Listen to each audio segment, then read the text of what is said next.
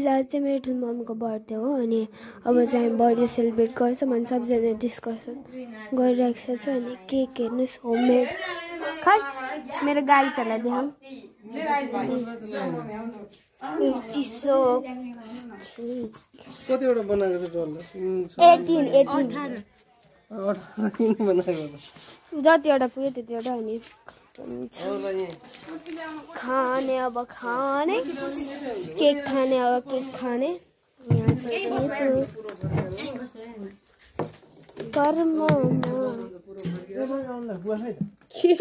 photo चाहिँ नखिच ल तिमीहरू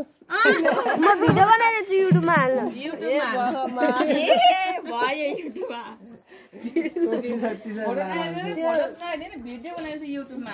त्यसरी नगर्नु छोरी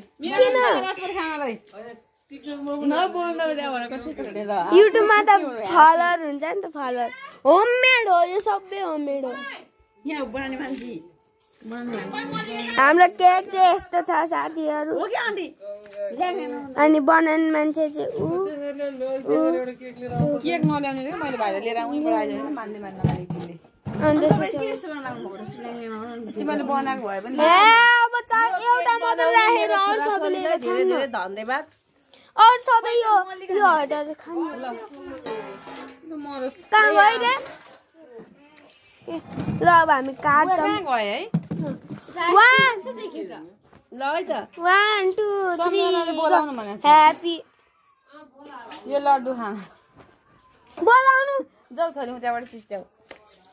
अघि मेरो भिडियो बनाइदिइरहनु है छिट्टो आउनु यहाँ केक खानलाई भनौँ जे पाते बनाएको भिडियो छोरीको बनाएको छ आइज जा खा भनेको छ यो चाहिँ जेठी छोरी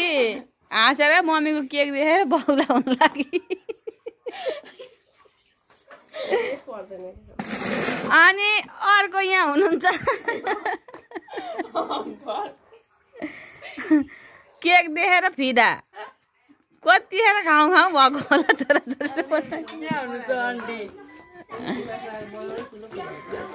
अनि कहिले रसभरी बनाखान कहिले केक बनाखान चिनीको पापड बनाएर हाल्यो त खुल्यो आउनु यहाँ छिटो ढिलो भइसक्यो भन्यो अनि त्यो सेतो रसभरीमा चाहिँ चास्नी बनाएको यिनीहरू चास्नी चाहिँ यस्तो हो क्या नानी पानी भगभग उमाल्ने चिनी हाल्ने बाक्लो बनाएर चोबाल्नु पर्छ र गुलियो हुन्छ टन्नै पानी हाल्यो ए पानीमा हेर्ले हेर्ला हल्लिँदा त चास सबै पाहुनाहरू छ कि त कार्टुन कार्टुन के भने बोलाइन्छन् मान्छे ल भयो ल मैले काटे happy birthday to you happy birthday